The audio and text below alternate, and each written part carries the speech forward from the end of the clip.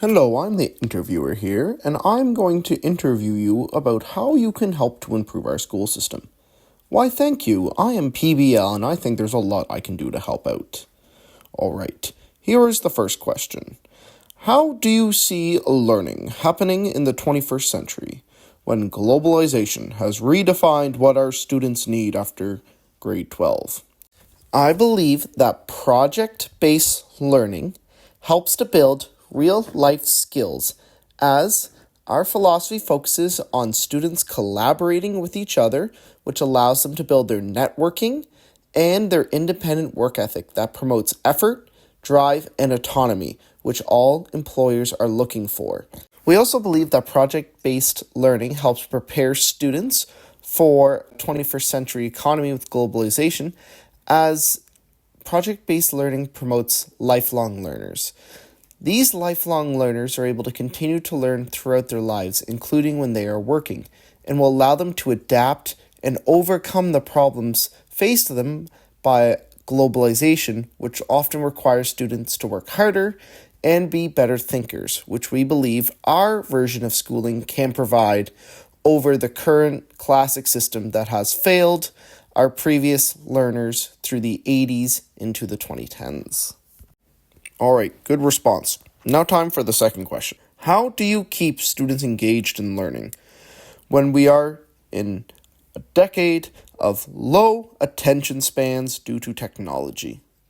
Well, the way that we see students staying engaged in our learning with project-based learning is through having a student-centered learning method that promotes their autonomy. We provide this by doing things such as real-world applications of our tasks, along with focusing on issues that are important to the students. We believe that by doing these methods, this allows the students to remain actively engaged in their learning by investigating, problem-solving, and communicating and collaborating with their peers.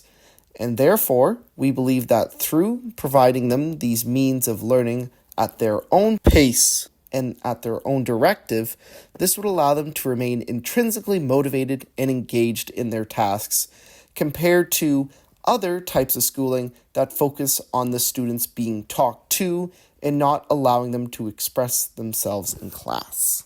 Alright, that's another good answer. How about this one? In the modern day, we have a lot of inflated class sizes and varied learners due to our population growth here in the province. I'm wondering, under your project-based learning, how would you accommodate fitting multiple different people's beliefs into the classroom so that they feel involved in the learning? And how would you deal with the large classroom sizes and lots of different learners that we are currently experiencing in the province of New Brunswick? Well, we believe that we can accommodate and address those questions you asked by focusing on our multiple truths dynamic of project-based learning. As under project-based learning, using our empiricism, this allows for multiple different pathways for learning to occur in our classroom. As when we come up with these projects, there is no one true answer on how to answer them. Therefore, this would allow each and every student in the class, whether it be 15 or 31, to express themselves in different ways in how they would accomplish these goals that they would set for their project. And we believe this will allow each and every student to be able to have their different passions and express their different beliefs when they are doing these projects, which we believe is a better way of learning compared to just getting them to fill out the same form each class as would be done under a traditional learning style.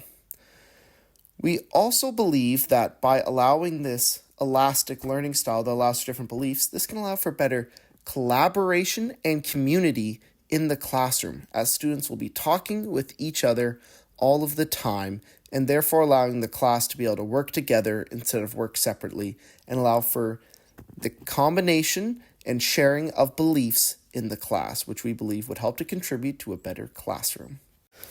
Alright, good answer. Now on to the next question. With climate change rising to be an all-encompassing threat, we're wondering, how would you incorporate this learning into schools so that students learned more about this topic?